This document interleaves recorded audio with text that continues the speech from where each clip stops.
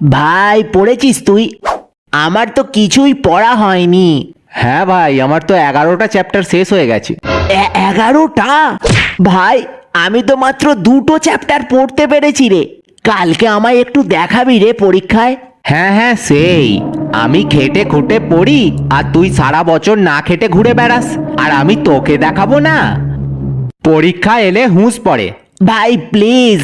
শোন, পরশু সারা রাত পড়ে প্রচুর খেটে আমি ভৌতবিজ্ঞানের 8টা চ্যাপ্টার শেষ করেছি কালকে পরীক্ষার জন্য, তাই কাউকে দেখাবো না, ঠিক আছে?